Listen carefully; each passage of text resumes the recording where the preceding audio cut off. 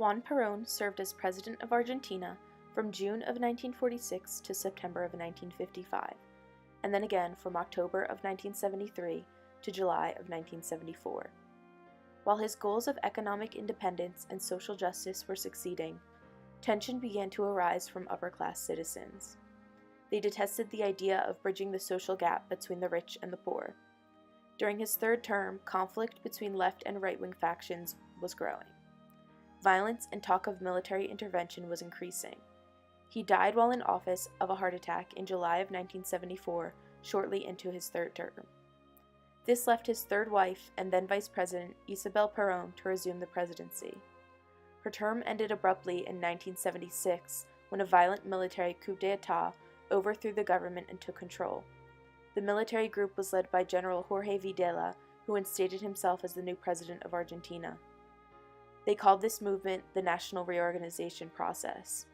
Many citizens welcomed the change in government and believed it would lead to economic stability and fix the inflation problem that had developed in Argentina. Videla appointed his closest military friends to all government positions. He considered all left-leaning ideology a threat. This meant that journalists, other politicians, and union leaders who expressed their opinions on social injustices and equality were quickly shut down. They were considered to be terrorists.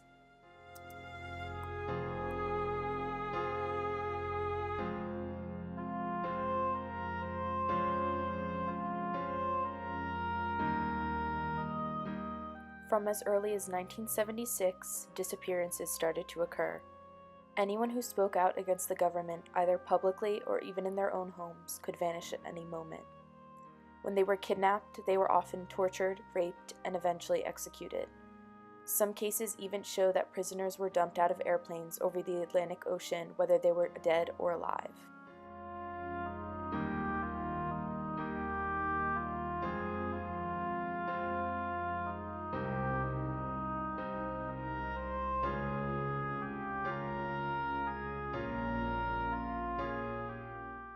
Here are some accounts from survivors and family members of the victims. This is the testimony of Marta Garcia de Candeloro about her and her husband Dr. Candeloro, who was a lawyer that spoke out about the injustices of the disappeared having never received trials for their so-called crimes. The last time I heard my husband's voice was on the 28th of June. They always took him first to the torture chamber, and then me. This time they did the opposite. In the middle of my interrogation, they brought in my husband, telling him that if he wouldn't talk, they would kill me.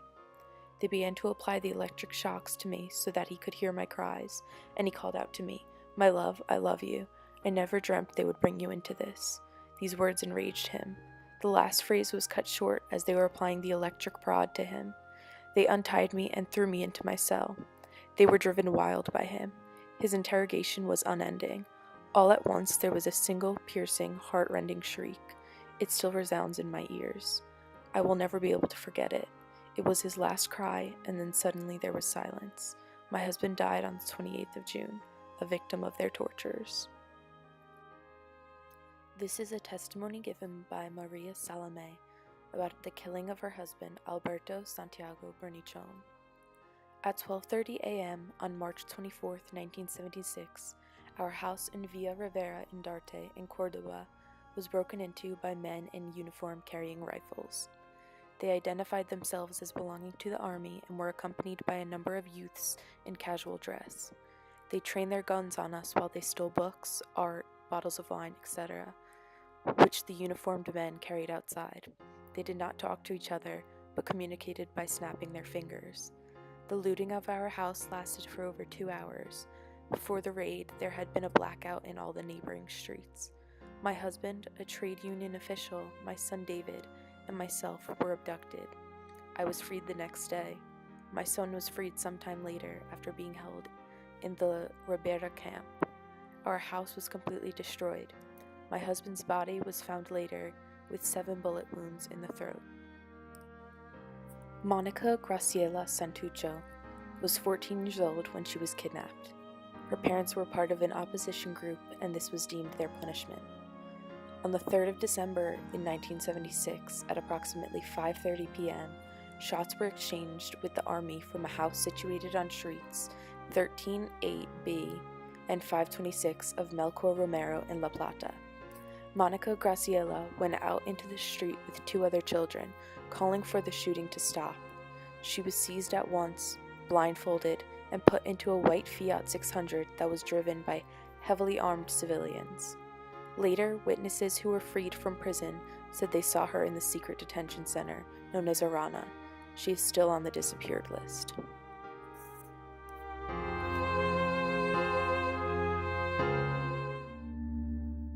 Between 1976 and 1983, during the dictatorship in Argentina, 500 babies were stolen from their parents who were opponents of the regime. At the time, General Videla was leading the military junta. He envisioned a systematic plan of incarceration and elimination of all his left-wing opponents. Their babies, who were born in prison, were spared and reintegrated into the families of soldiers or those close to power under false identities. In 1983, a group of women formed an association to start searching for their grandchildren. They are the grandmothers of the Plaza de Mayo. Through painstaking investigations, witness accounts, and DNA testing, 119 of the 500 babies discovered their true identities and their biological families. After an almost schizophrenic shock, they're learning to rebuild their lives and reconnect with their roots. Videla's presidency ended in 1981, but democracy did not return to Argentina until 1983. Soon after, in 1985, Videla and the officials that served under him were arrested for violations of human rights. Videla spent 5 short years in jail before being pardoned for his crimes. He was tried once again in 1998 for crimes relating to the kidnapping of the babies born to the disappeared mothers that were given away. He did not receive a life sentence for his crimes until 2010. He died in the Marcos Paz prison in Buenos Aires on May 17, 2013, at 87 years old.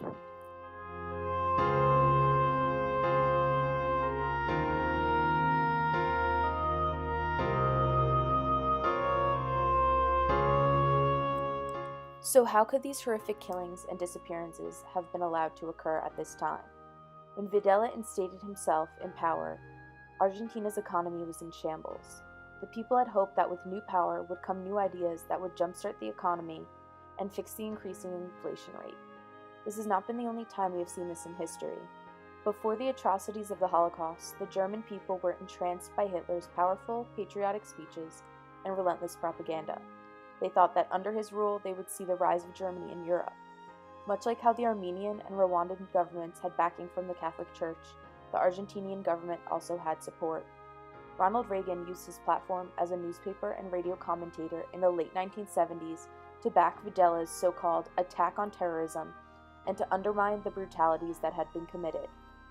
According to the Consortium News, Reagan wrote, "The new government set out to restore order at the same time it started to rebuild the nation's ruined economy.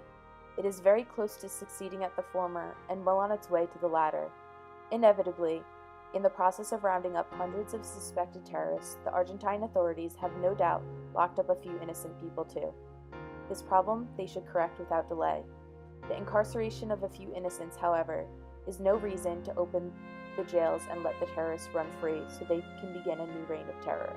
Yet the Carter administration, so long on self-righteousness and frequently so short on common sense, appears determined to force the Argentine government to do just that. Rather than challenge the Argentine government over the thousands of disappearances, Reagan expressed concern that the United States was making a grave mistake by alienating Argentina, a country important to our future security. His coldness toward the reality of what happened to these citizens in Argentina can be compared to McNamara's coldness towards the victims of the atomic bomb in the fog of war. The aftermath of these killings and disappearances still lives with the people of Argentina today. There are still so many families who have no idea what happened to their sons and daughters, grandmothers who have no clue where their grandchildren are. The Argentine government, like so many others when the term genocide comes up, has tried to cover up as much of the killing as they can. We have viewed and read about this in many other cases like the Armenian genocide and also the genocide of the Native Americans here in the United States. There are at least 10,000 deaths documented in the span of Videla's presidency, but it is suspected that up to 20,000 additional deaths have gone undocumented.